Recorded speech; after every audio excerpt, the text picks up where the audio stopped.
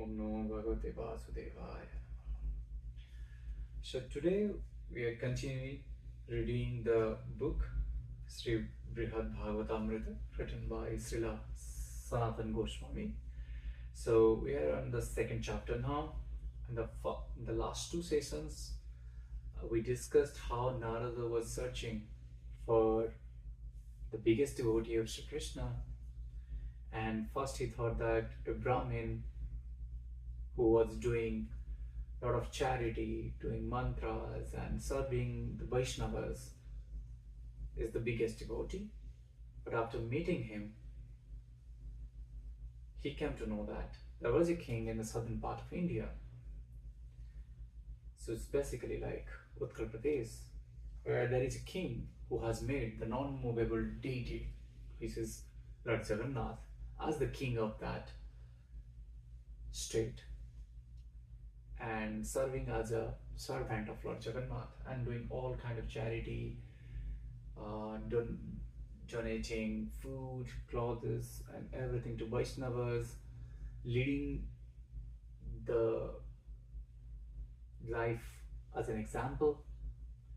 And Narada thought that he is the biggest devotee.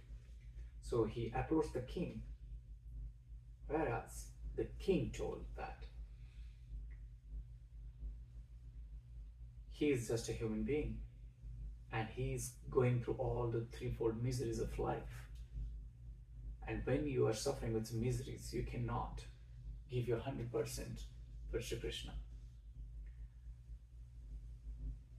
And there are our devatas in the heaven who are free from these threefold miseries, and they can directly meet and worship Shri Krishna, the Vishnu. So they are the biggest devotees. And among all the devatas, Indra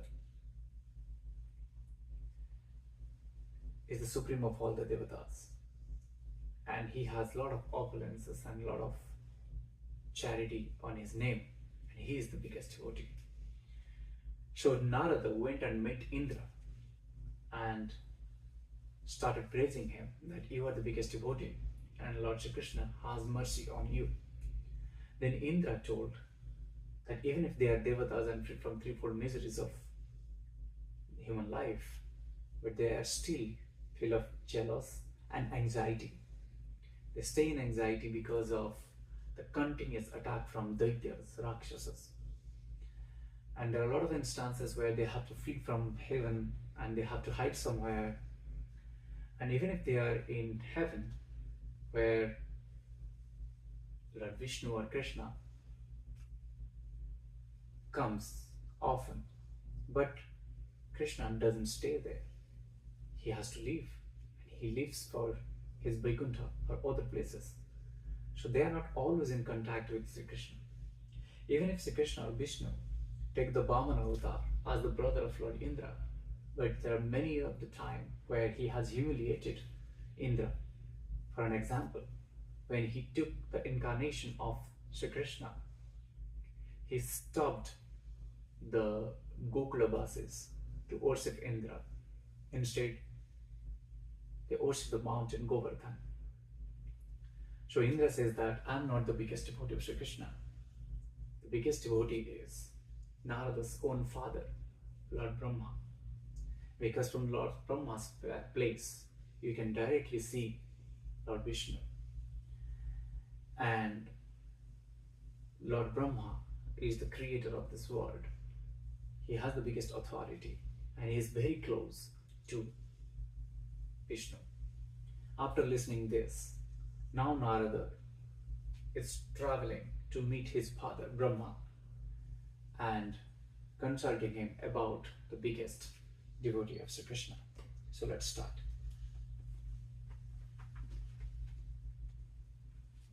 So Parikshita said, having heard these words from Indra, godly Narada replied, well said, sir, well said, and hastily went to Brahma's planet. There Narada first heard from a distance the huge sound of the many great sacrifices performed unceasingly and with great devotion by the sages on Brahmaloka. He then beheld among the sages the Supreme Lord in his Mahapurusha form, looking very much satisfied, decorated with crowns and crowns of matted locks. The Lord in his thousand-headed form, the personification of sacrifice, had appeared there with his consent just to accept the offering and delight his worshippers. To enliven lotus-born Brahma, the Lord consumed all the items offered him, placing them into his 1,000 mouths with his 1,000 hands. After awarding the performance of sacrifices, the benediction they desired, Lord Mahapurusha went to his sleeping quarters. As the goddess Lakshmi massaged his feet, he entered his pastime of sleep.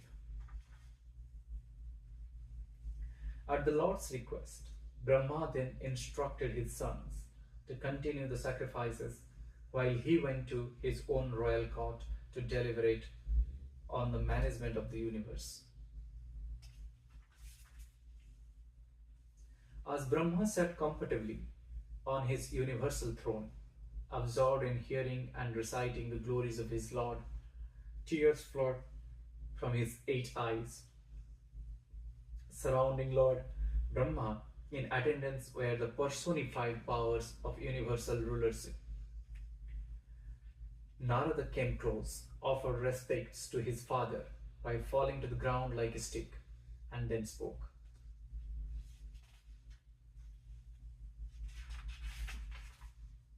Sri Narada said, "It is you who have truly received the mercy of Lord Hari. After all, you are the master of all masters, of living being of the universe, the grandfather of all the worlds. You alone create, maintain, and devour the 14 worlds. You forever rule the universe, and you are known as the Self-Born. Present in person in your assembly are the Vedas, Puranas, and other scriptures, the revelers of the truth, who were born from your 4 mouths. Your world can be attained only by saintly persons who have faultlessly performed their prescribed social duties, free from pride and other vices, for 100 lifetimes. Within the universe, there is no higher world than yours. Even Lord Narayana's Vaikuntha planet is found inside your world. On Brahmaloka, Lord Narayana resides always in his manifest form as the lotus-naveled Mahapurusha. He eats his shares of sacrifice and grants the sacrificial results. Although in the distant past you made many attempts and were unable to find him, after performing austerities, you finally saw him just for a moment in your heart. Therefore, you are surely the dearmost devotee of Lord Krishna. Indeed, you are none other than Krishna himself, appearing in various bodies for your pastimes. Sri Parikshita said, thus loudly praising Brahma, bowing before with him great devotion again and again, the sage Narada expansively sang Brahma's glories as he had heard them from Indra and seen them with his own eyes. Merely by hearing what Narada said, Brahma grew disturbed.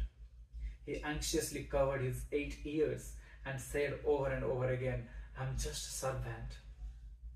With some effort, the 4-headed Brahma checked the anger stirred within him by hearing what no one should hear and rebuked his own son Narada.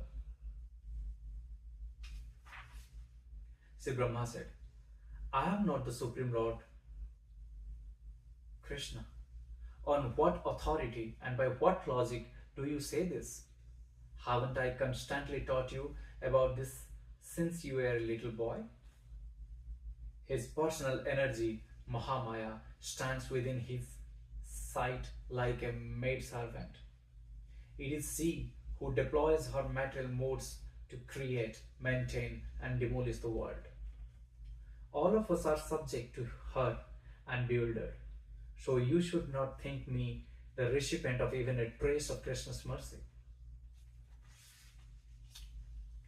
By the power of Krishna's Maya, I am always deluded by various conceits. I think myself the controller, grandfather, and spiritual master of the universe. Proud of my birth from Krishna's lotus navel, I think myself a great ascetic, his great worshipper. I am overwhelmed by the countless duties of universal management, worrying about the implement destruction of my planet. I live in terror of all the devouring end of time. All I want for myself is liberation. For this purpose of liberation, I engage others in worshipping the Lord and also worship Him myself. Since He is the Lord of the universe, is there any place where He doesn't reside? He accepts sacrificial offering from me only to promote the Vedic teachings and show special favor to the sacrifices themselves, which are dear to Him because He is their original creator. Just consider this, my dear professor of logic. He loves only devotion. He shows His mercy only to His devotees, never to non-devotees. Forget about my having any devotion for Him. I would be happy if only it were true that I never offered Him. I cannot expect Him to tolerate my offenses as He does Lord Shiva's. With benedictions often from me, the wicked Hiranyakashipu became the tormentor of all the worlds, dedicated to violence against Vaishnavas. After the Lord in His form as Nrsimha Deva destroyed Hiranyakashipu, I and my entourage stood fearful at a distance, trying to praise the Lord with skillful prayers. But He would not even honor us with a sidelong glance.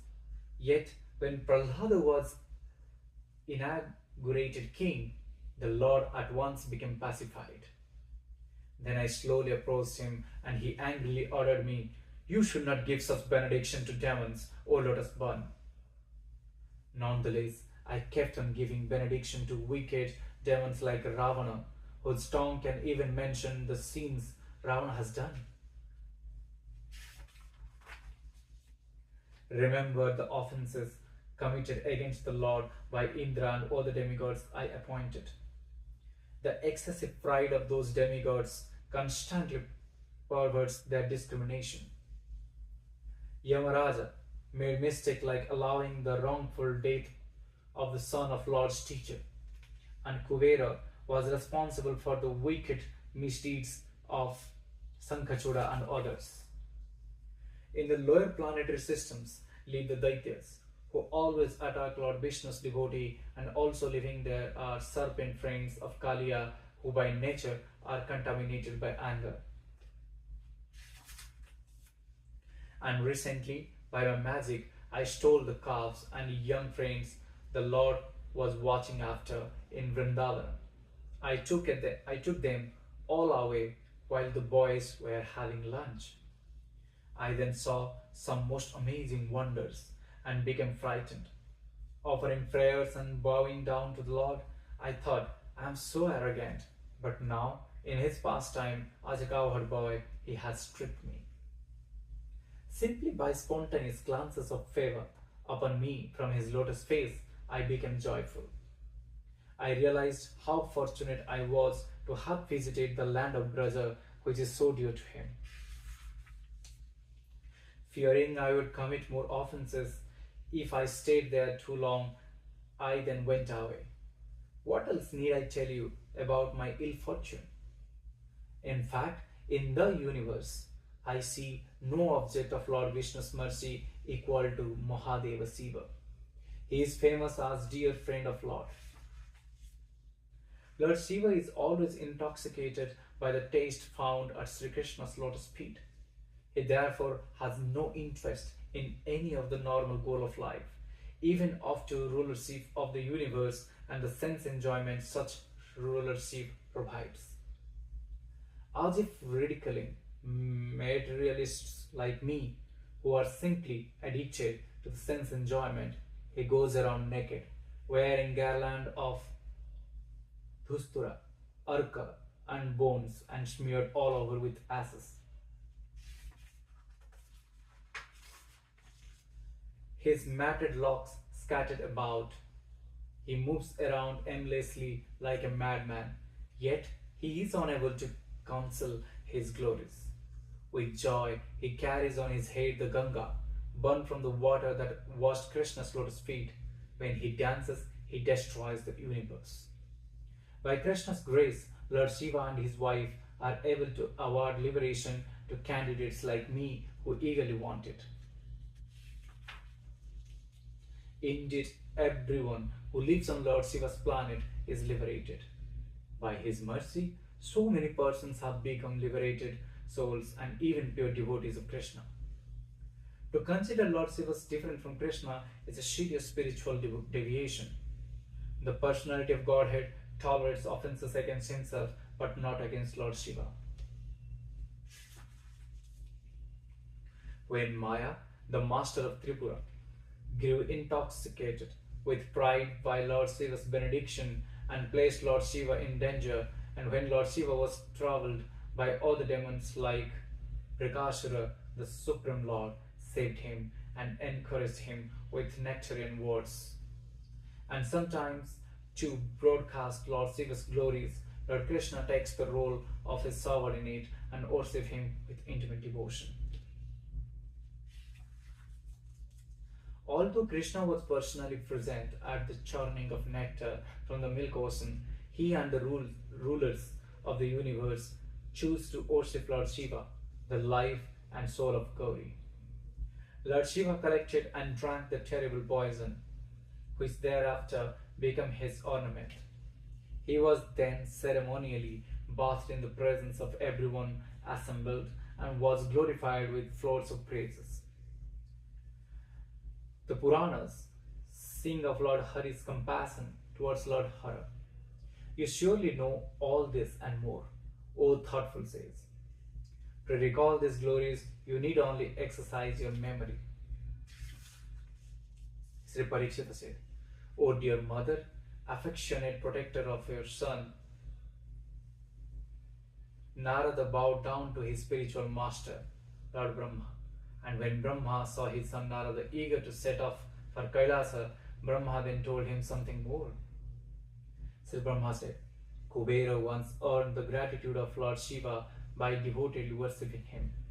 From then on, within his universe, Lord Shiva has submitted to Kubera's authority on Kubera's Mount Kailasa. Lord Shiva, the husband of Uma, lives there as the guardian of Kubera's side of the heavenly sphere. Accompanied by suitable attendants, he shows but a small fraction of his opulence. Just as the personality of Godhead Krishna, brought under control by the devotion of the servants like me, resides on my planet and in heaven and elsewhere, Lord Shiva lives in Kailasa, displaying suitable pastimes. Now let me tell you the opinion of the Vayu Purana. The abode of Sri Mahadeva lies outside the seven covering of the universe. Eternal and full of happiness, that abode is absolutely real. It can be attained by the best of Lord Shiva's servant.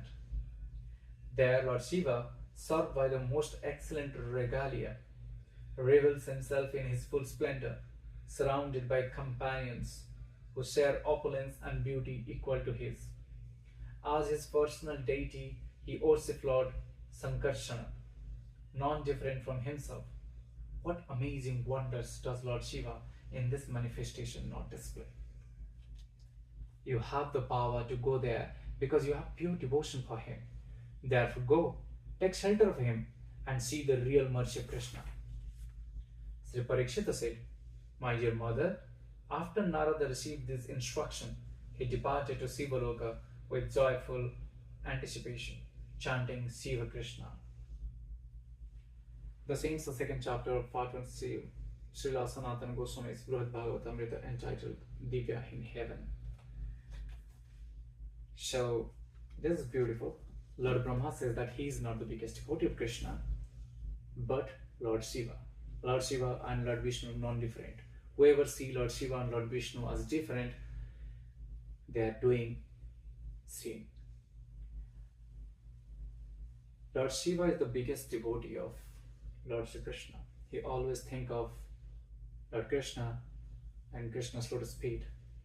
He is so devoted to that, such that he forgets about wearing clothes, having all the materialistic needs.